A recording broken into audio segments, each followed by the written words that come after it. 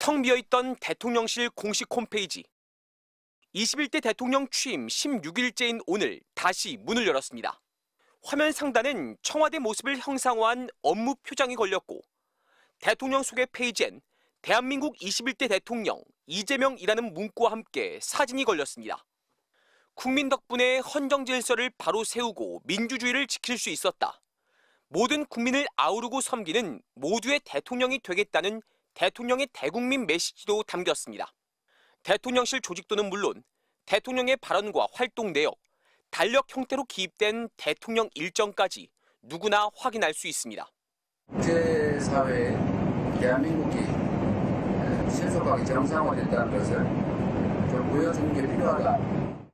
대통령실은 대통령 일정 등 핵심 정보를 신속하고 투명하게 공유하는 데 목적을 두고 추가 예산 투입 없이 홈페이지를 구축했다고 설명했습니다.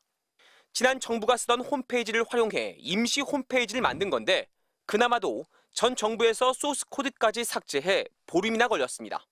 용산 사무실로 왔는데 꼭 무덤 같습니다.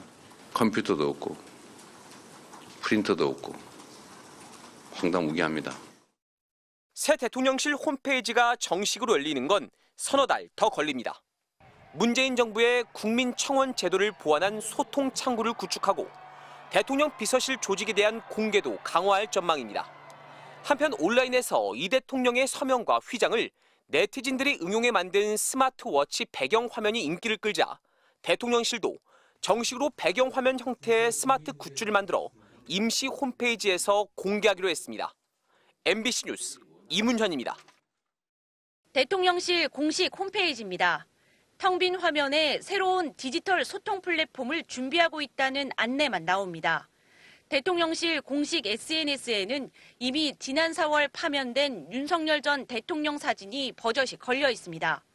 비상계엄이 선포된 작년 12월 3일 올린 게시물이 마지막입니다.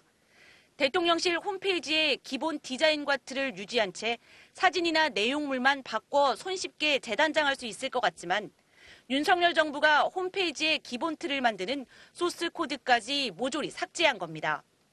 SNS 계정은 주인인 대통령실이 접속할 수도 없습니다.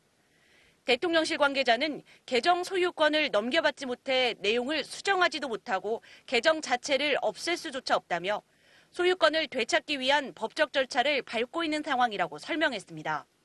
새 정부 출범 일주일이 지나도록 기본 홈페이지는 물론 홍보의 필수 요소가 된 SNS를 전혀 활용하지 못하는 겁니다. 사정이 이렇다 보니 국정 홍보는 이재명 대통령이 쓰던 개인 SNS 계정을 통해 전날 주요 일정과 정책 메시지를 소개하는 수준에 그치고 있습니다. 새 정부에서 일할 사람을 채우는 것도 전 정부 때 채용이 걸림돌이 되고 있습니다. 전 정부가 민간에서 고용한 별정직 공무원 80여 명이 사직서를 내지 않고 있는 겁니다. 대통령실 관계자는 이들이 업무는 하지 않고 월급은 다 받아가고 있다며 이들이 자리를 차지하고 있어 새 직원을 채용할 수도 없다고 토로했습니다. 대통령실 핵심 관계자는 이건 정권의 문제가 아니라 국가가 돌아가지 못하게 만든 반국가 행위라고 목소리를 높였습니다. 더불어민주당도 내란 증거를 인멸하고 차기 정부의 국정 운영을 방해한 명백한 범죄라며 수사기관의 수사를 요구했습니다. MBC 뉴스 홍신영입니다.